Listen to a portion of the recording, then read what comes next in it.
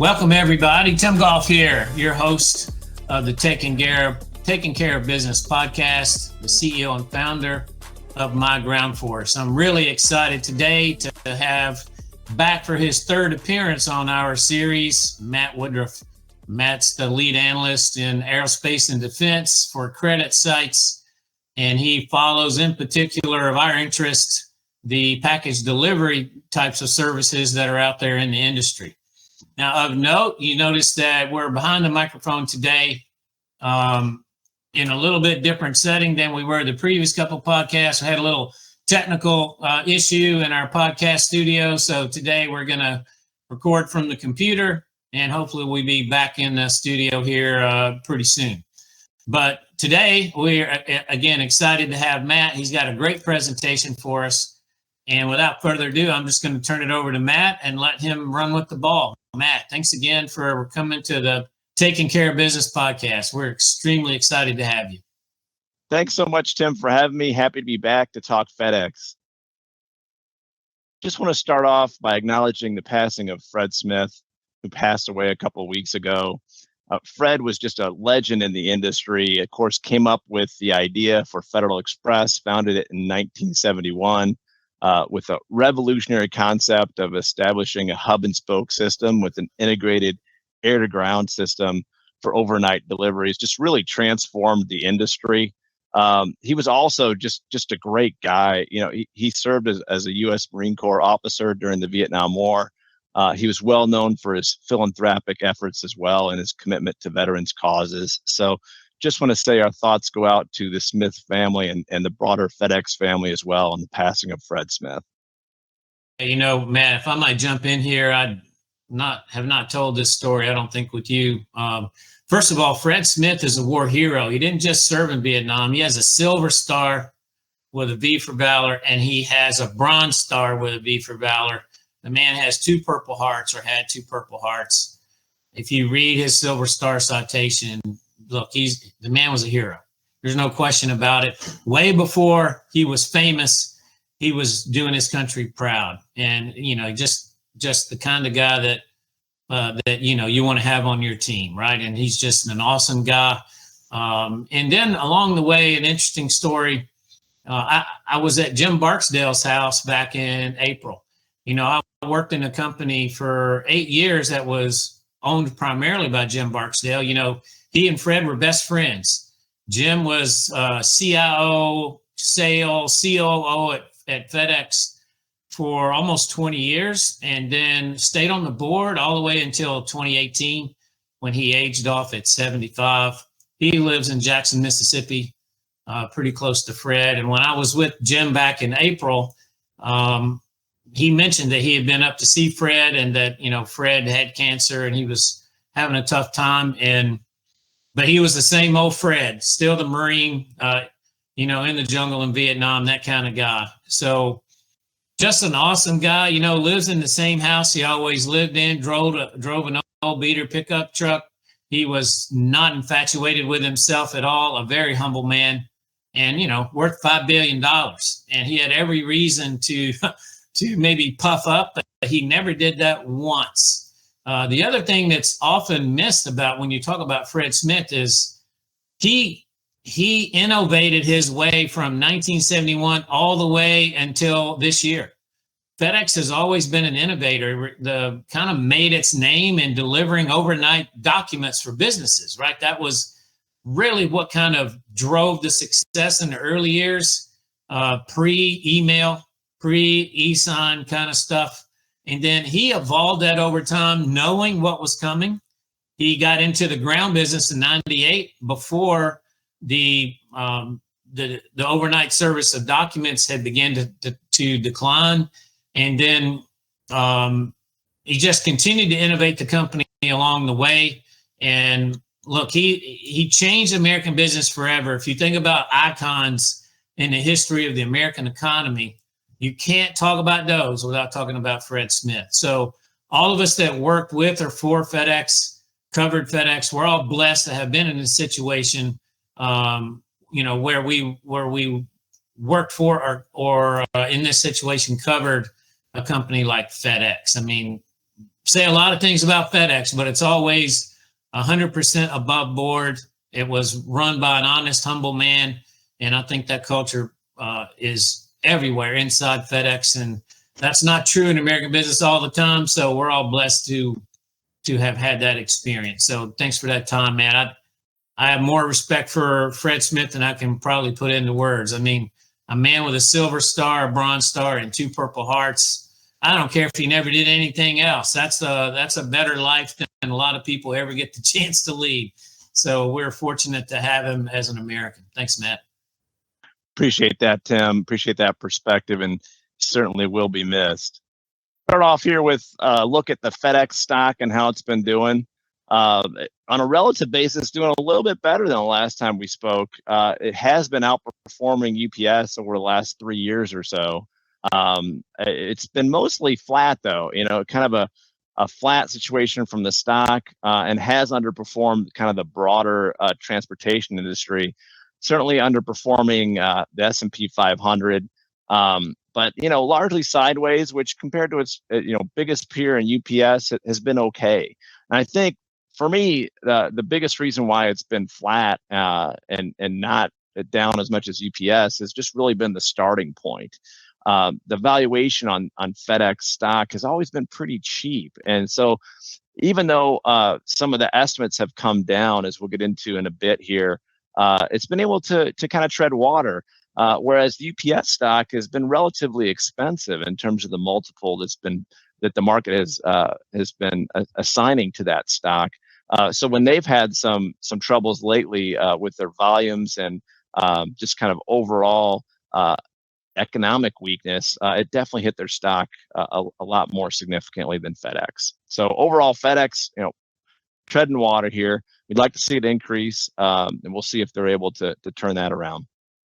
Yeah, when we look at this chart, Matt, that's the white line is FedEx, and you see them go up, during COVID a little bit. They all did during COVID, but the green line is transportation in general. So FedEx is even underperforming that a little bit.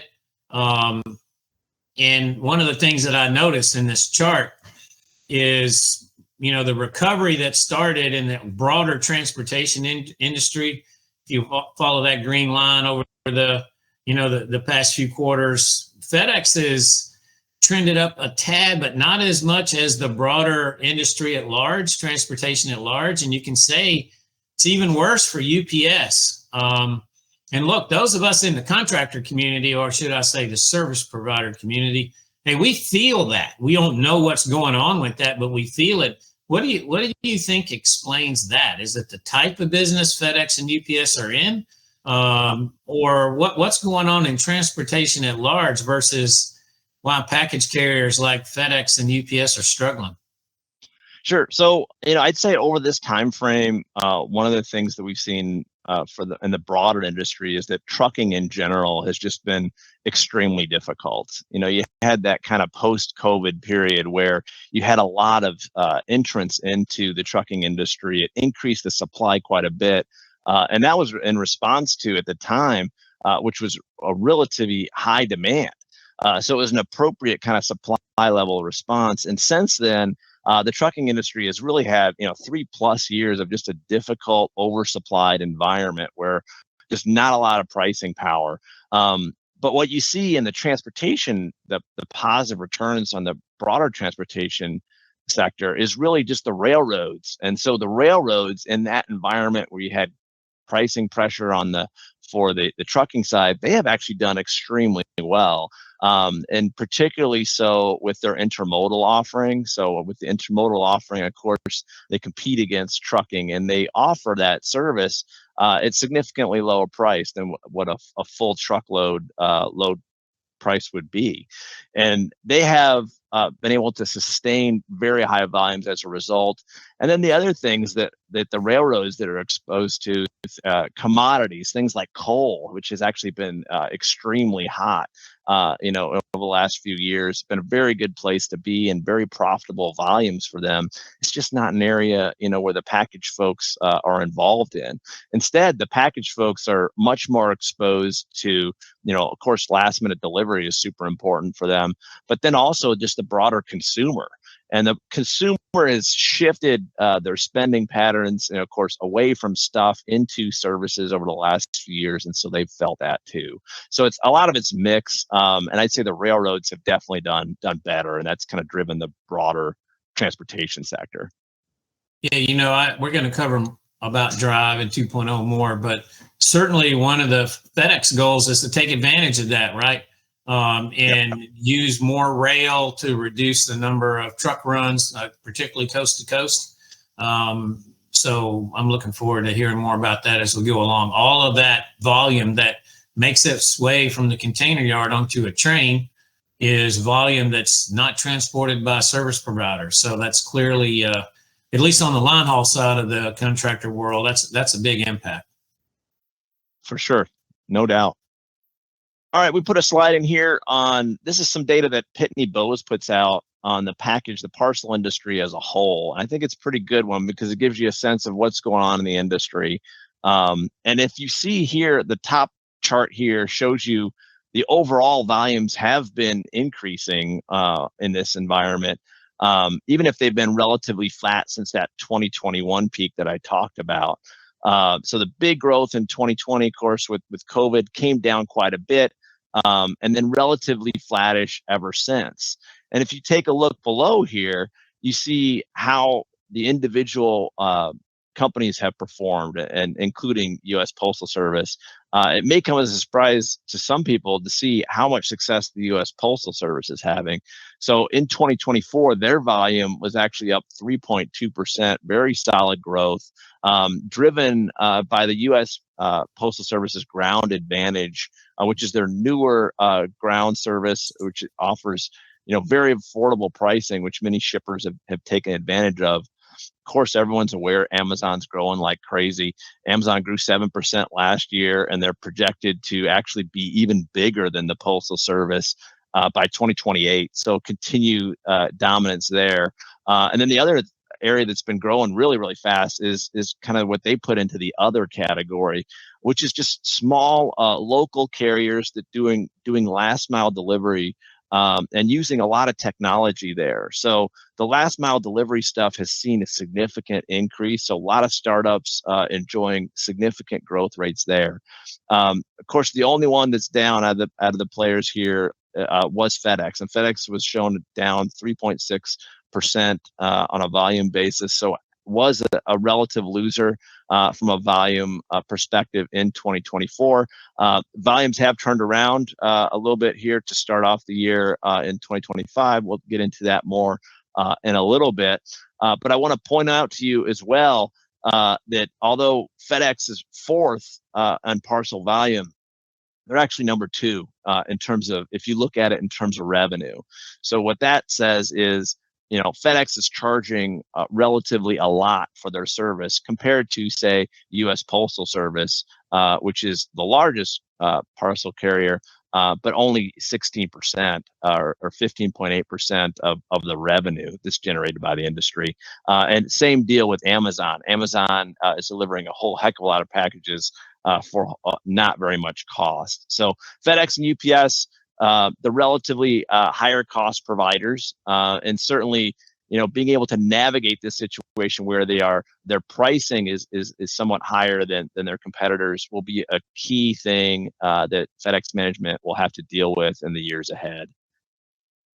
Yeah, this chart, Matt, I could spend an hour just going over this chart.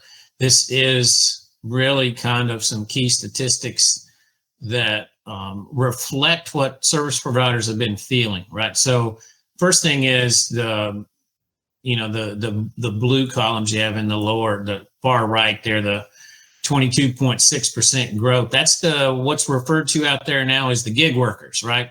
So it's folks who are doing package delivery via any kind of gig app you can imagine. And, you might be doing DoorDash for food, and then the next thing you know, you're doing DoorDash to deliver some package. It's those particular apps are trying to broaden their revenue basis by getting into the package delivery business, which forces shippers to kind of create a new marketplace. You got to share your shipments onto other apps and things like that. So, FedEx has that capability in the network for what they call AVP, the Alternative Vehicle Program. That doesn't mean you have to be driving a Prius. It just means that it's not a standard truck that says FedEx on the side.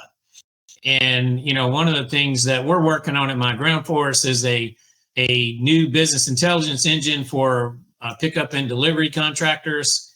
And our analysis shows that those contractors who have mastered the implementation of the gig worker program into their P&D business at large are more profitable. And so we're going to be talking a lot about that going forward. I appreciate that being on this chart.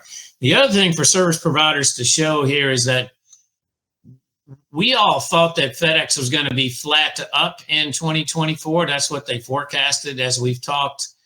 They missed Q1, they missed Q2, and missed Q3, missed Q4. I mean, they kind of missed almost everything in 2024 because I don't think they saw this decline in volume in their forecast. And that really hit contractors hard. There was a lot less volume in the network in 2024 than there was in 2023.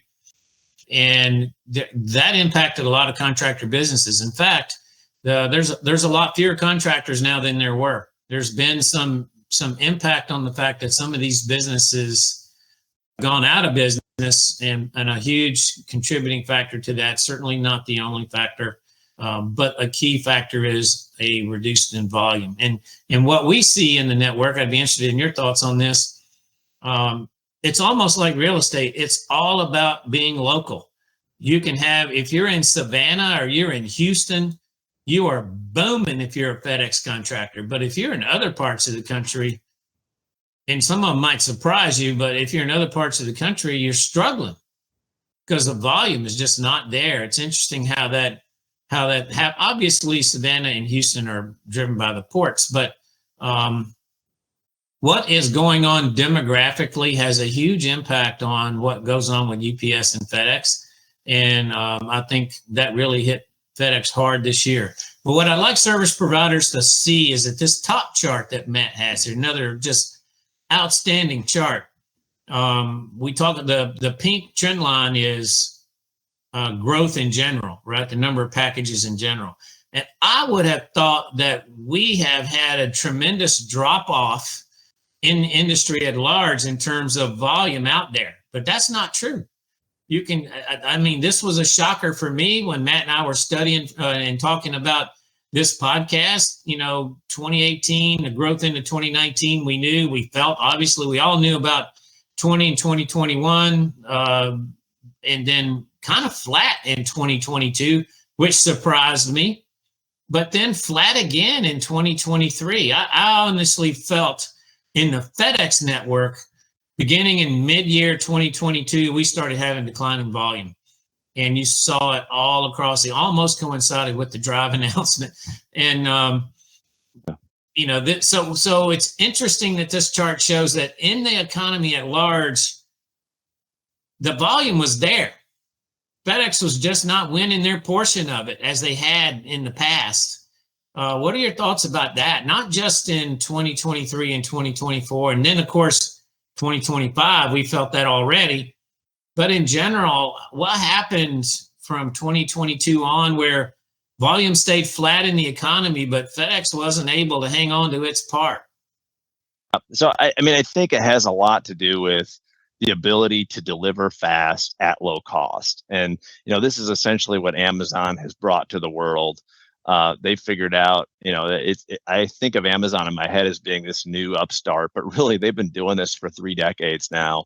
And their idea was to sit their own inventory and sit the inventory of their customers close to where they live so that they can do that last mile delivery fast and relatively cheaply. And you've seen Amazon, continue to grow.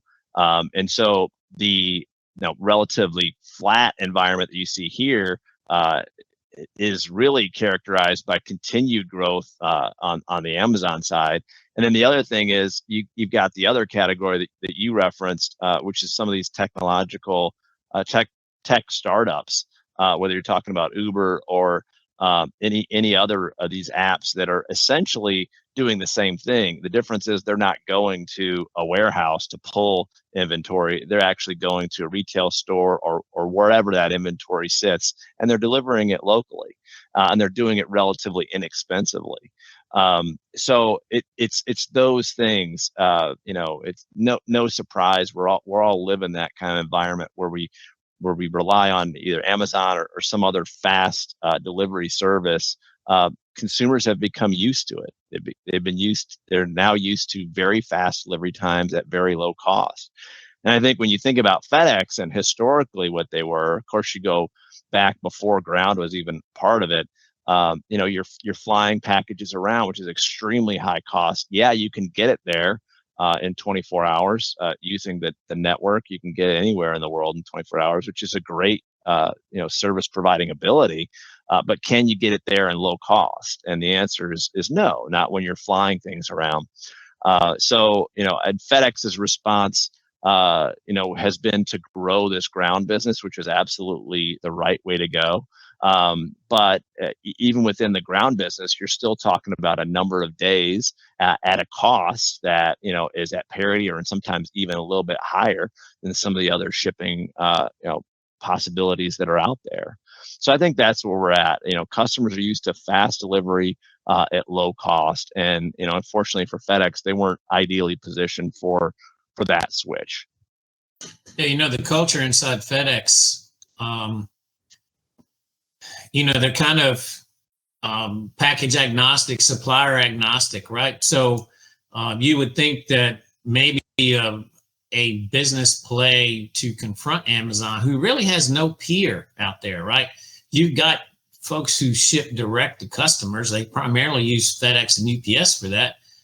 But Amazon is the Costco, essentially, of shippers, right? They have their own stuff, and they have consignment inventory that they charge people to manage for them. And they don't really care what it costs somebody to put stuff in their warehouse, because if you don't do that, you can't reach the public.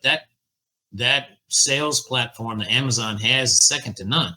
And so the barrier to entry in that space, I think, is monstrous. The only folks you've seen that can kind of touch it are coming in from China with Alibaba or Temu or something like that. But FedEx has all these buildings that they're going to be decommissioning. You would think if they could get in the warehousing business, they might be able to do something like that. But the reality is the barrier to entry is huge. I've heard other service providers talk about, we should do what Amazon's doing. And I'm like, as you pointed out, Amazon's doing this for 3 decades. They didn't stumble on to where they are right now. They have been intentional of where they've gone along, and they lost money for 2 decades. Sure did. So they got to where they are, and they too have restructured and shut down facilities and changed how they do deliveries. If you talk to folks who deliver for them, the pain that service providers feel in the FedEx network is similar to the pain they feel in the Amazon network, right? So I really think Amazon is going to be very, very challenging for FedEx to deal with, and this is why they need to find niche markets where they don't have to fight against Amazon, where they can grow volume and, in particular, revenue per package.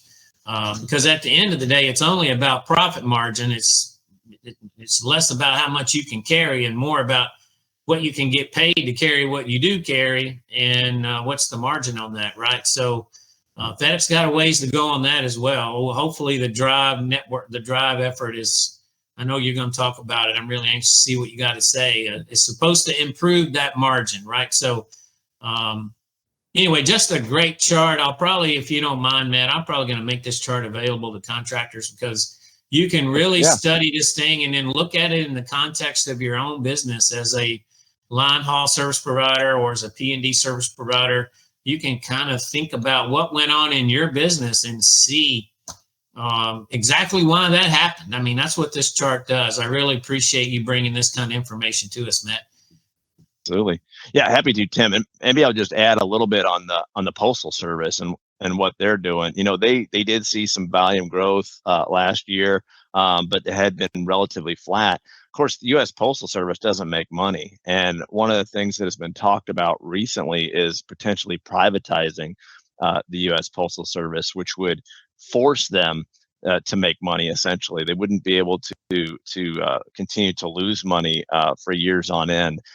In that type of environment, that suddenly takes that kind of lower cost provider that does something kind of similar to what UPS and FedEx do, and forces them to increase their pricing, which could be helpful for the whole industry. So we'll see if that plays out. Haven't seen a definitive answer as to whether they be privatized or not, but that's certainly something that they've done in Europe, is privatize some of these national post offices. Trying to compete with $5 a box, that's a hard thing to do when you have an international network like FedEx and UPS. So that would be interesting to watch over time. All right, we'll get into the fiscal fourth quarter results. So if you remember, FedEx's fiscal year end is in May. So this is the end of May. And for the end of May, total revenue for FedEx, for the 3 months ended in May, total revenue was up 1% to $22.2 billion. So FedEx, monster company, still relatively flat top line for the fourth quarter and also for the full year. For them, the operating expenses side were down just slightly, just down 1%. And, that was certainly a disappointing, result. Could have been a lot better than that. The operating expenses were down only 1%, despite a 24% decline in fuel costs. And, to have that much decline in fuel costs and only see your operating expenses down slightly, definitely could have been better.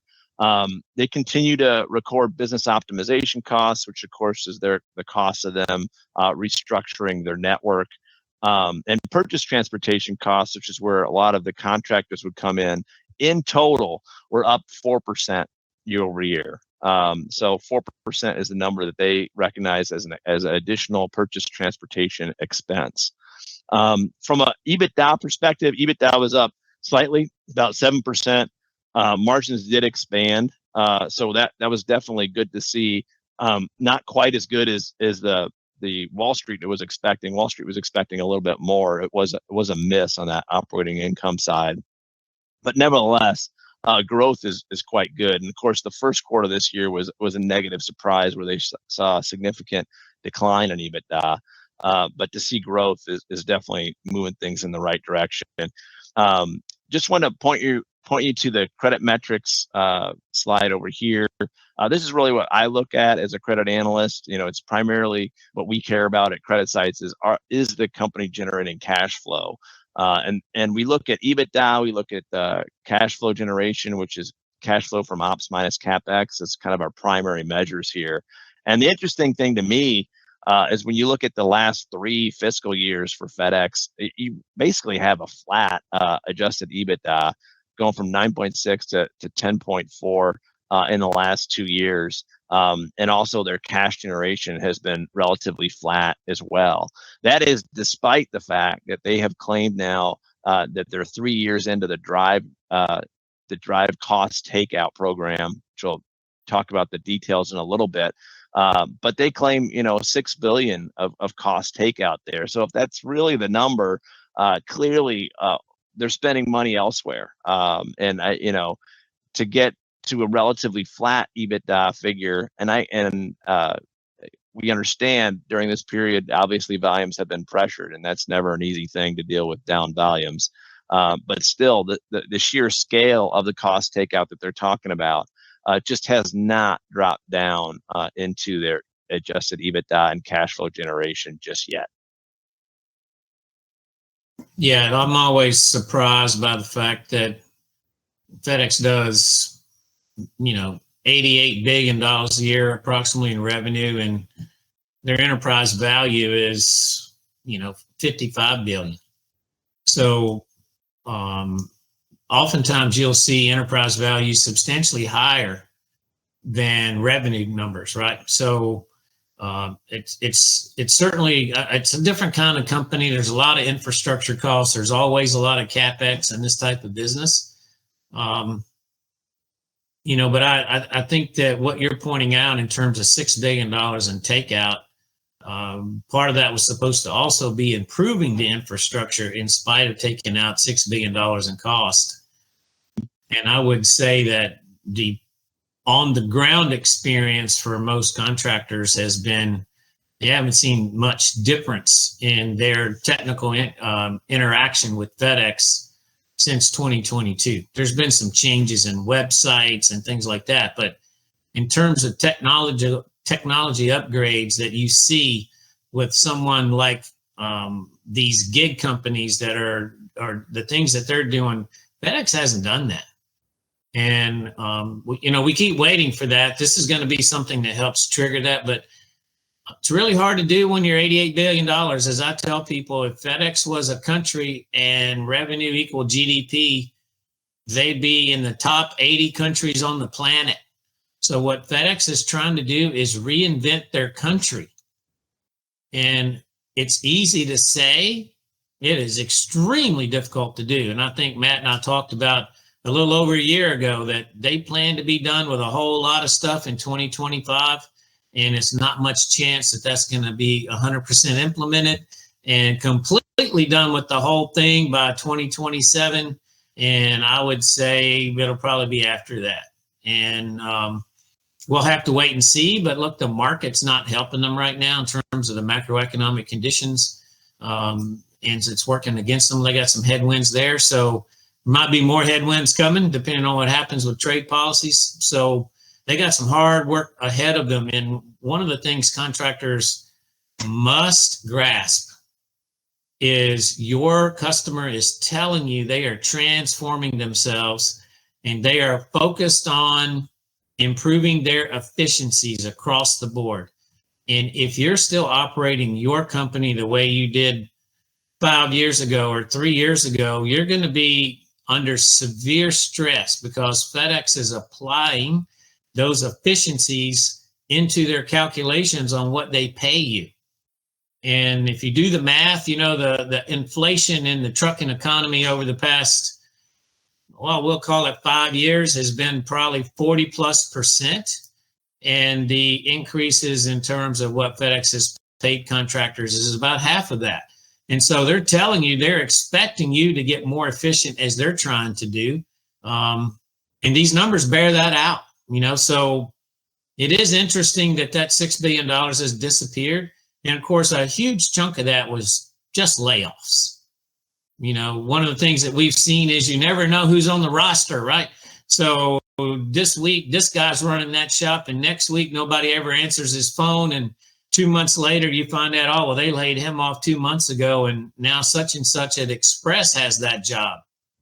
And so this integration of the two companies has been painful, I'm sure painful inside FedEx, of course, but it's also created challenges, and I suspect for customers as well, to know who's in charge of the zoo.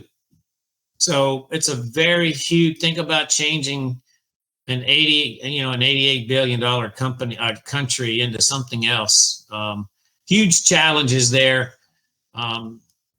Yeah, man, I appreciate you providing this kind of detail, Matt. Absolutely. We absolutely feel the impact of the drive in the field. You can count on that. Yep, for sure. Maybe we'll get in a little bit into the Express segment.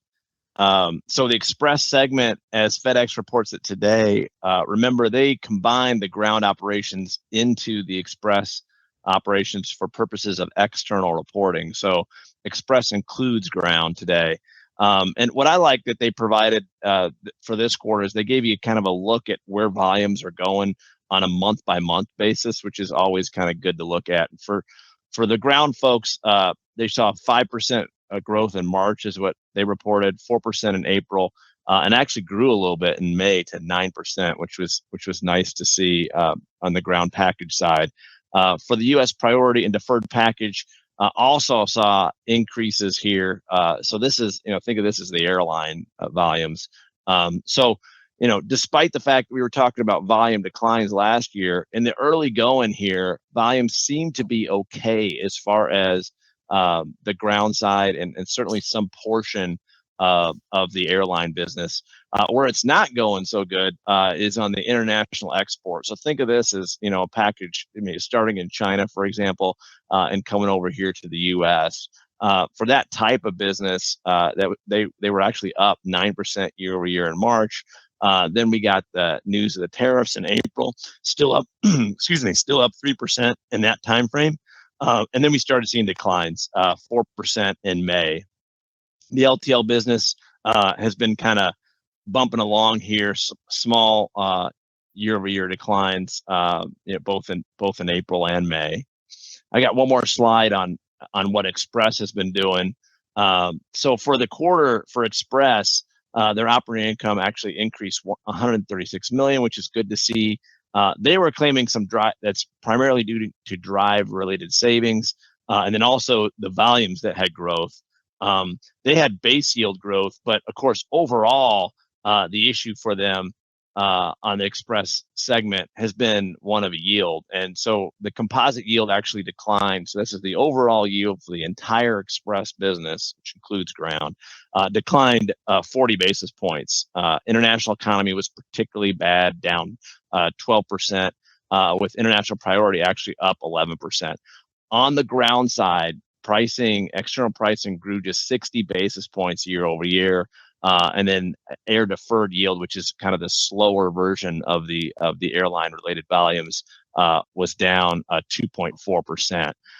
So on the parcel side, really what we're seeing here is, yes, we're getting more volumes, which is great. Everyone likes more volumes, but it's coming at a cost. And overall, FedEx is having to give price to get that volume, which of course is not great, not a great environment.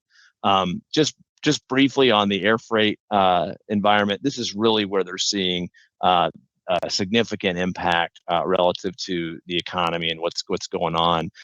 Average daily freight pounds declined 15% year over year, which is really tough decline, but is actually a little bit better than the year over year decline that they saw just in the prior quarter, which was an 18% decline. So seeing some stability in those air freight volumes, but at a relatively low level, and a little bit of pricing strength on that air freight side of about 3%. So this is what we got overall. Like I said, it's volumes are better, but it's coming at a cost. They're giving up price to get those volumes. Briefly on the LTL side, I know most of you are ground contractors, maybe don't. Freight may not be as relevant to you, but again, relative stability here on the freight side relative to what we had been seeing. Excuse me. Operating income actually fell slightly, but not nearly as bad as some of the previous declines that they had been facing. Average daily shipments were down 4% for the fiscal year, and average weight per shipment was down about 3%. The real bad news. Oh, sorry. Go ahead. If I could just jump in on freight, there's always this fear. I hear it a lot in the service provider network that freight's going to take our volume, and it's just not the case, right? It's just not there. There may be the occasional freight driver, or in a particular city, some freight drivers that, when they're furloughed, do some runs to give some purchase capability to various hubs. But as a strategy, there's no strategy to insert freight into the express business. And you can see that the volumes in the freight business have been, not very good, which is reflective of the LTL business in general. Matt, I believe is what you discussed Absolutely. with me. So FedEx did not decide to try to help their LTL program by shifting ground volume to the freight side. Just didn't happen. So we can kind of put that fear to rest. Whenever the whole concept of drive was announced, there was a lot of concern about, freight's going to do this, that, or the other. Well, now we got a few years in on this, and the answer is freight is not a threat to service provider volume on the express side. Freight's doing their own thing, and they're struggling in a very difficult market for all LTL carriers, but they're not coming for your business. So anyway, thanks, Matt. Yeah, absolutely. It's been difficult, Tim, throughout the LTL industry, as you mentioned. The parcel industry has seen business to business volumes decline, but that weaker industrial part of the economy has hit LTL even more so. And so you see, an excess of supply out there in the LTL industry, and really tough competition from full truckload as well, from a huge amount of supply over there, willing to do runs at lower cost has pressured that industry as well.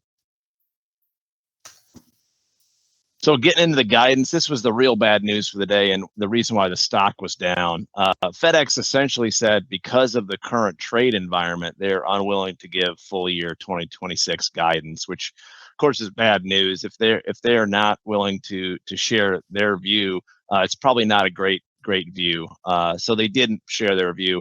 They did give a view on the first quarter, which of course is the quarter ending August of this year, 2025. And that came in slightly below expectations. So for them, they see flat to 2% revenue growth in the coming quarter, and then EPS X business optimization costs, which is really what everyone cares about, of $3.40 to $4. So pretty wide range there.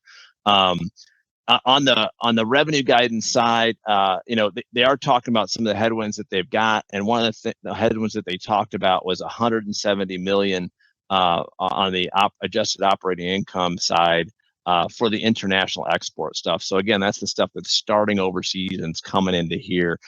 Because of the tariff environment, they're seeing $170 million headwind related to that.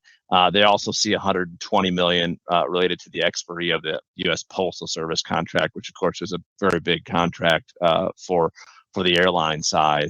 So no guidance overall. The one thing they did say is they're looking for $1 billion of total cost savings from both the Drive and the Network 2.0 programs. Again, we'll get into more of that in a future slide here. Capital spending $4.5 billion. So it's going to be the lowest overall capital spending for FedEx in over 10 years for them. Wanted to point out this slide. I know it's a little noisy here, but just to give you an idea of what has happened in terms of expectations for FedEx for this coming quarter. So we're talking about the fiscal first quarter of 2026, the quarter that we're in right now. If you go back to just a couple of years ago, the market was expecting $6.20 of earnings out of FedEx, and of course they just guided to $3.40 to $4 without the business optimization stuff, and $2.90 to $3.50. So the blue line just showing a significant decline in expectations over the last couple of years, and you can kind of see the FedEx stock price as well. Certainly back half of last year, feeling okay in there, and then definitely came down with the earnings expectations. Yeah, that's a tough chart there, boy. Oof. Yeah, it's been hard, but again, like big picture, the stock has hung in there again, primarily due to the valuation. It was just so cheap, and has been and continues to be so cheap. And actually, that's a good lead into the next slide here. So here's how I look at the spin, and just to set things up, LTM is FedEx as it exists today. That's with freight in there, that's with Express, Ground, all the businesses that FedEx owns today. So we're talking about 88 billion top line, and this thing is valued on an enterprise value multiple of 6.7 times today. So that's relatively low. So most transportation companies that you see out there will be somewhere in the high single digits if they're a public company. And if they're an LTL company, those companies are valued extremely highly. And accessing or tapping into that LTL high valuation is what this spin is all about. And so you see here, I'm kind of illustrating what is going to be happening here with the freight spinoff, the LTL business spinoff. So it's only 10% of revenue, but it's 43% of free cash flow. And, the market values these companies like 14x. So, extremely high valuation on this thing coming out. We really don't know how they're going to structure this. And Tim, you and I talked about this recently. They could structure this in a number of different ways. They could spin it out to shareholders where existing shareholders get shares of freight. They could maybe do a combination with one of the LTL players. There's a bunch of different ways they can do this. Certainly from a credit perspective, we're hoping they're going to hold on to some cash from this, but we don't have the full story yet. But it's a huge deal. It's a hugely transformative for the company as a whole. Yeah, I think what you explained to me is the hope is that by spinning off freight, there might be some, cash advantage, which FedEx certainly could use some cash right now, either shortly, in the short term or long term. But that by spinning off freight, then maybe you can begin to increase the valuation of what's left to kind of match what freight is when it's off on its own. So that's a big gamble, because one of the things about freight is it sure puts a lot of, 43% of free cash flow. That is not an insignificant number. So when you're FedEx and you need cash and you're giving away the cash cow, you hope that the result, that the strategy, there are a lot of really smart guys there. I'm not questioning them. I'm just saying the risk is huge. There's a lot of downside risk here if things, for whatever reason, don't go according to plan. So it's an aggressive strategy. Let's hope they're successful. So to your point, Tim, definitely aggressive. And freight has really been something that historically FedEx has kind of leaned on, and has propped up kind of the rest of the company. The way I think about FedEx is FedEx is extremely vulnerable, particularly on the express side, to volume declines, and freight historically, even in periods of weak volumes, has just hung in there from a cash flow perspective, just much better. What we like to call much less operating leverage, which is a good thing in a down environment. So without freight, the express business and ground included will be fully exposed. And so the math that I've done here shows on a pro forma basis, when you take out freight, it looks like the market wants to value the RemainCo at just 5 times EBITDA. And so 5.2 times is extraordinarily low. And so just to give you an idea, UPS today, despite all, and I mentioned they had volume issues, and they've got some issues of their own that they're dealing with, but even with all those problems, they're valued at like 8.2 times. So the math shows you 3 turns less on FedEx as a standalone business. And it's going to be up to management to post the numbers that will give the market confidence to increase that multiple above 5 times. But that is certainly the goal. The goal is for the market to look at that 5 times multiple and say, hey, that's cheap. We need to buy FedEx here. We need to increase the valuation of that stock. So we'll see how it plays out. It wouldn't be a bad personal strategy to buy FedEx when they spin off freight, because you got to believe that even if it just gets to 6 or 7, that's a huge return on your investment, and you got to believe it'll go there. So this is really, really, really good information, Matt. Thank you. Yeah, there's a big spread between the two, no doubt. Here's an update on Drive. So Drive, believe it or not, we are 3 years into this thing already. $4 billion is what they've claimed they've already saved. And here are on the slide the different areas that they had claimed when this thing started off, where they were going to find the savings. Whether they actually came from these areas or not, they didn't actually tell us. They didn't disclose where the actual savings were. But when the program began, or shortly after the program began, this is kind of where they said that they were going to be getting it from. $1.2 billion in total out of the combined service networks of ground and express. And again, they were going to use a lot more miles of rail as well. So this is pretty much done at this point in terms of 2025. But what they're saying now is they really expect drive to be kind of a way of life for FedEx. And so that to me indicates, we probably didn't get everything out of this that we really wanted to get. And so we're going to continue to look at additional ways, and whether they call it drive or not, I'm not sure. But they will clearly be looking at additional ways to take out costs. Of course, Network 2.0, we're still in the middle of this. Network 2.0 is $2 billion by fiscal 2027. A lot of work being done on this. And they are telling Wall Street that they're expecting, some savings out of this year. So they're expecting $1 billion of drive and Network 2.0 savings in fiscal 2026. A lot of this stuff I'm sure you're familiar with. On the P&D side, one van, one neighborhood. No longer will they have an express and a ground van addressing the same neighborhood. Eliminating redundant line haul. No need to run a line haul with both express and ground. Combine those volumes, run them on one line haul instead of two. Lots of efficiency benefits being claimed. Footprint consolidation that Tim talked about earlier, and they also talked about technology platforms improving and eliminating kind of duplicative technology costs over time. Tim, I'm sure you're a lot closer to that technology stuff than I am. Well, I think we haven't really felt it yet. There's been a lot of pain with the 2.0 transition in the various stations where it's been implemented. It's also been a lot of really good successes out there, so it seems to vary a little bit. But certainly on the line haul side, we've seen a tremendous reduction. The word that's used is optimization on how line haul runs are being managed.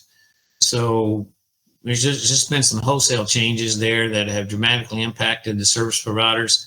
But you would expect that had to happen, right? We've seen it in the freight network at large. Huge companies going out of business. 300 trucks, 400 trucks, 500 trucks going out of business in the market at large because of overcapacity that was built up during COVID. And so FedEx did the same thing. So they've had to reduce the number of trucks in their network, and they have. I haven't seen that chart recently, but I need to go track it down that says how many line haul trucks they have and how many P&D trucks they have. But they've certainly reduced the number of line haul trucks they had to. I think we've kind of come to the end of that. There certainly continue to be some changes on that regard as they identify potential savings. We haven't yet felt the pain associated with moving 15% of volume to the rail. I mean, that will be an impact. And this is one of the reasons that it's been my position that the 2.0 integration on the line haul side will be pretty much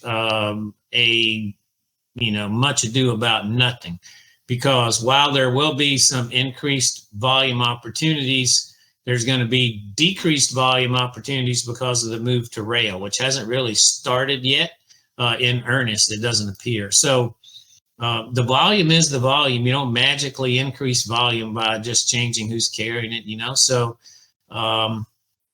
that'll prop up maybe some locations where the volume has struggled a little bit. And what you see primarily is the express volume that's appearing in the line haul network is to and from the airports, and replacing express trucks doing that. And then on the 2.0 side, of course, the real stresses are around the different service options that are available to express customers. And whereas, as you pointed out, ground customers got a day, and of course the time delivery thing is big. And that's been a little asynchronous on its implementation. So, you would expect, however, that reinventing an $88 billion company would come with a great deal of pain. And I think we're seeing it. It's just as much pain on the inside of FedEx as it is on the outside, maybe more so. And they might be eliminating duplicative technologies. I'm not saying we don't see what they do on the inside, but boy, we haven't felt it yet as service providers. They're still typing stuff into old systems, And so hopefully we're going to get into the 21st century by the time we get to 2027. That would be a really, really much needed improvement for all concerned. just briefly on the tricolor stuff, they're actually starting to talk about tricolor more on the earnings calls. So tricolor really has to do with the airlines. That there's the purple, the orange, and the white. The purple is the fleet that FedEx owns today. Orange is really just taking the fleet that they have and using them a little bit better than they had previously. And then white is using the third-party network in the air. And what they've been talking about is using significantly fewer airplanes on the white network, so significantly less reliance on third-party flying, which is definitely a good thing. Particularly following the loss of the U.S. Postal Service contract. I still believe the FedEx Airline is just way too large. They've got about 400 trunk aircraft today, which isn't quite twice as many as UPS has, but it's almost twice as many. So still too large of an airline in my view. So expect that to continue to shrink. Matt, do they actually paint the tails of the airplanes differently, or is this just an internal plane design program? It's a good question. I think it's just an internal thing. I haven't actually seen. I haven't seen the orange stuff. I've seen some white ones for sure. I mean, certainly, some of the ones that they use on the white network are like an Atlas Air. They'll use Atlas Air. Atlas Air has a bunch of different planes, but they have 747s available for short-term lease, and that they use them, and those certainly have a white tail on them. So I think white is just kind of representing unbranded.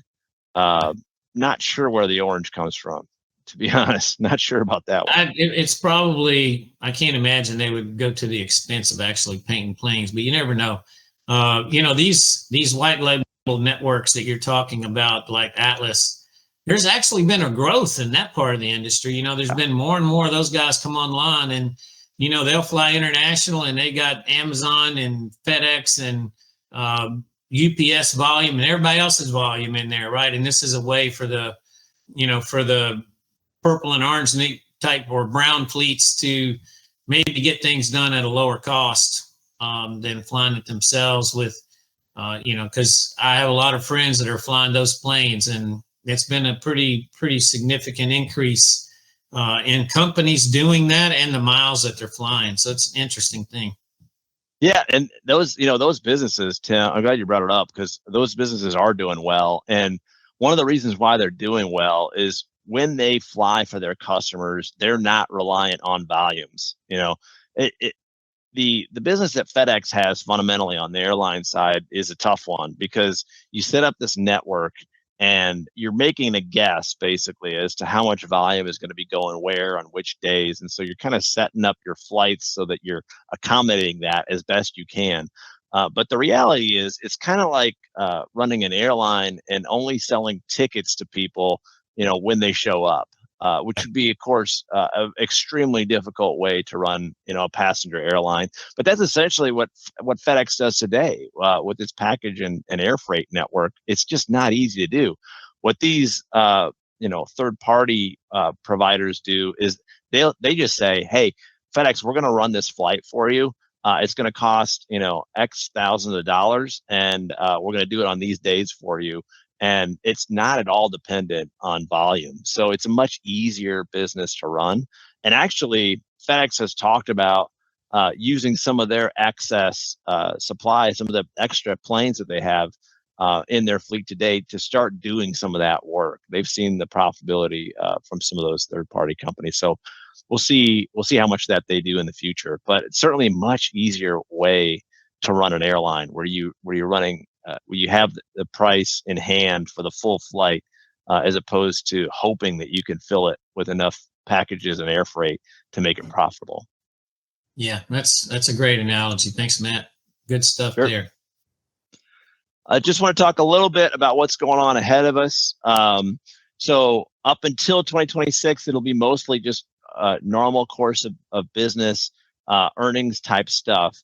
The next big investor day will be early in 2026. So I expect that investor day to be super important as they talk about the spin and how they're going to actually do that. We talked about they could do it a number of different ways. Some will involve more cash than others. and there's implication for shareholders in that. So they haven't announced the exact day for that Investor Day yet, but that's going to be a super important event. They're also what is that, Matt? Is that an actual conference in which investors show up and there's a room full of folks, kind of like Warren Buffett does? Is that what this is? Yeah, absolutely. All the top brass from FedEx is present in those sort of things, and they all present their business and their plan for it. So I would expect, here's what's happened in the business, over the last year or so, and here's what we expect going forward for each one of those businesses. And like I said, like the biggest thing is going to be, here's how we're going to make this work as a standalone company. Yes, this LTL business we've kind of leaned on for a long time, but here's how we think things are going to work in a positive way. And so I expect a lot of similar stuff of what they had previously said in terms of the network 2.0 type stuff. That's going to become even more important. So they're hopefully drill down. And remember, we went back and we talked about the different components of drive and where they were going to expect to get those from. I expect that kind of a thing here too. They need to give us some details as far as where are they going to take the cost out? Where are they going to, are they going to be able to? And I talk about in here, one of the questions about the company is, are they going to get pricing power back? And if so, when?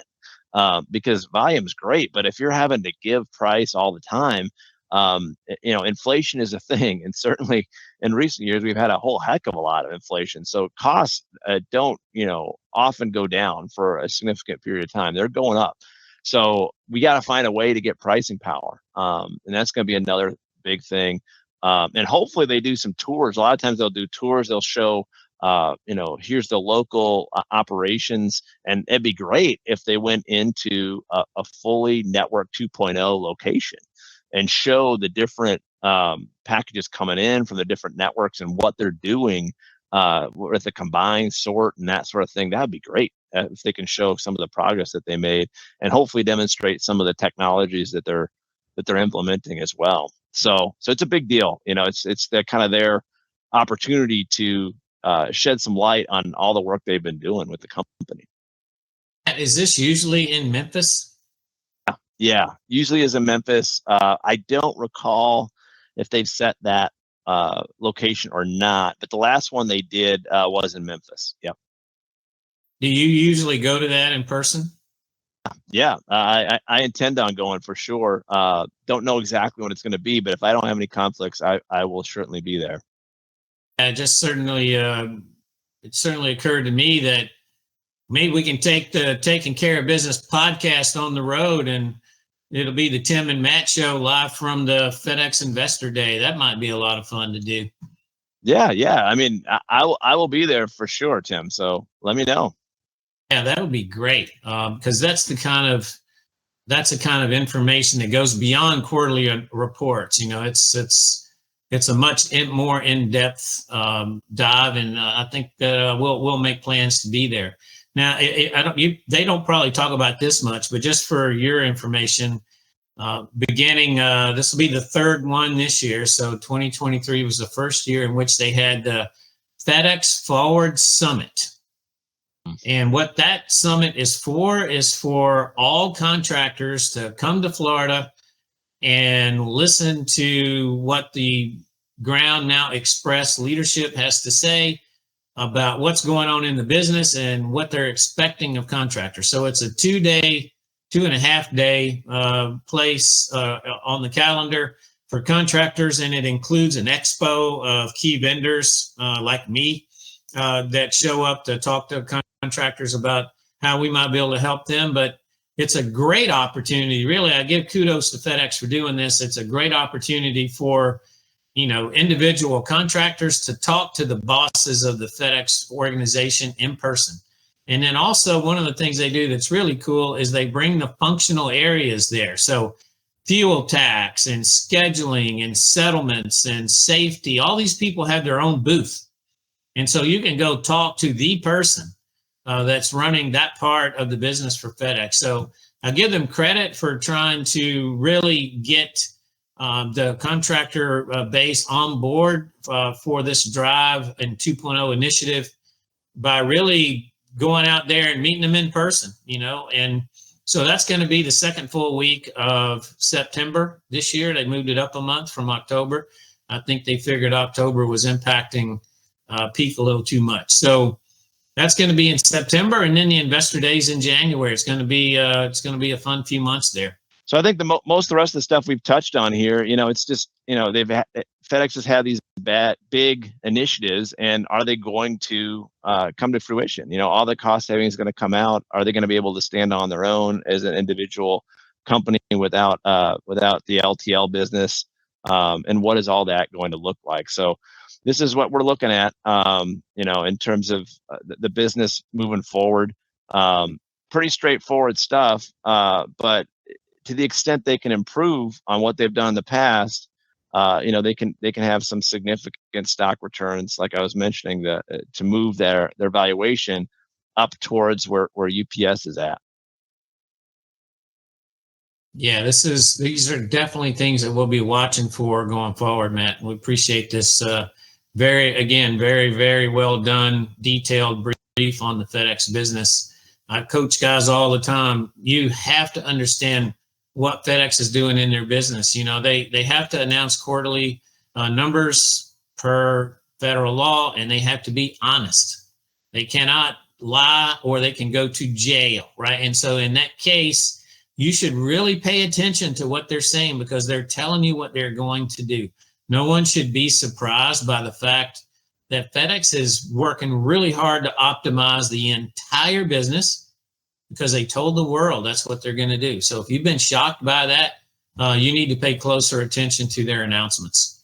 And if you dive into the numbers like we have done here, you can begin to see what you need to pay attention to in your business, and what's impacted you in the past, and how you might be better prepared for what FedEx is saying they're going to do in the future.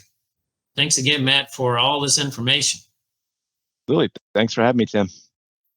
Wow, one of the highlights of our podcast series is always our conversation with Matt, an incredibly capable, astute Wall Street analyst that brings real data to us that helps us understand what our customer is doing, and what we can do to maximize the value in our own businesses. So we're going to be back with you soon on another episode of the myGroundForce Taking Care of Business podcast.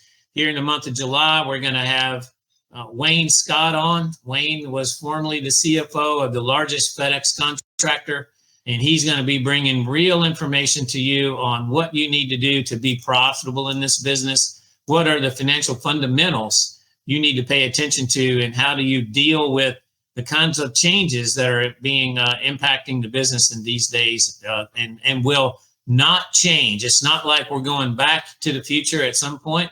What you're doing now is the norm, and it will only get harder. So, we're going to talk about that towards the end of July. And then in August, we're going to talk about strategy for small businesses, vision maps, how to communicate your strategy with a Fortune 10 consultant that works with, small companies and big companies. She's written 10 books on the subject. She's going to be on the podcast in August. So, we're really excited about today. Thanks again, Matt. And we'll see everyone again on the next episode of the Taking Care of Business podcast.